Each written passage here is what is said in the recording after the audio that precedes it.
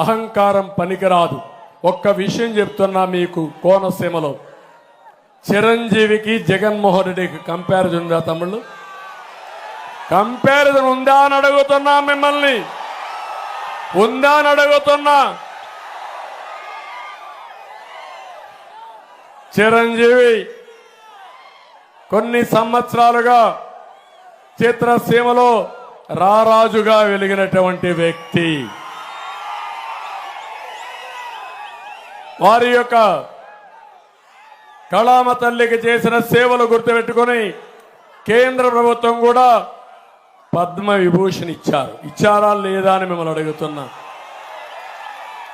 అదే మరిగా Rajamouli one of the best director. ఆయన సినిమాలు తీశాడు, బాహుబలి ఇవన్నీ.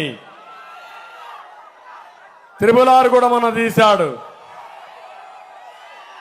ఆయనకు కూడా పద్మభూషణ్ ఇచ్చారు.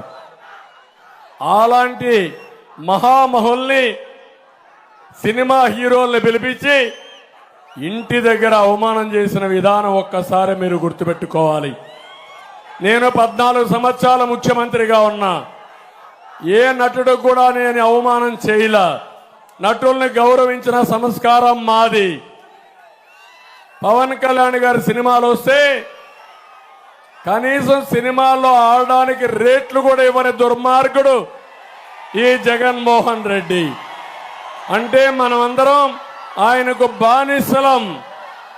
బానిసలు కాబట్టి ఆయనకు ఊడిగం చేస్తే మన సినిమాకు రేట్ ఇస్తాడు. వీళ్ళ అబ్బా సొత్తు, వీళ్ళ నాయన సొత్తు అనుకున్నాడు. అలాంటిది చిరంజీవి గారిని, సినిమా ఇండస్ట్రీ మొత్తాన్ని అవమానం చేసిన వ్యక్తి, అహంకారైనటువంటి వ్యక్తి ఈ దుర్మార్గుడు. కానీ పవన్ కళ్యాణ్ గారిని నేను అభినందిస్తున్నా, బాలకృష్ణని అభినందిస్తున్నా. నీ సినిమాలు నువ్వు ఏమైనా చేసుకో, ఆడగనకపోతే చూసుకుంటాం, నాకు మెరిట్ ఉంటే ఆడతాయని చెప్పిన వ్యక్తులు పవన్ కళ్యాణ్ గారు అని చెప్పి కూడా నేను మీకు తెలియజేస్తున్నా. ఒక సంస్కారం ఉండాలి, కుసంస్కారం మంచిది కాదు. అందుకే మీరు ఆలోచించుకోవాలి. సంస్కారం లేని వాళ్ళు అదే అంటారు పెద్దవాళ్ళు సుభద్ శతకంలో, సునకాన్ని తీసుకుపోయి సింహాసనం పైన కూర్చొని పెడితే దాని బుద్ధి మారదని. అదే జరిగింది రాష్ట్రంలో.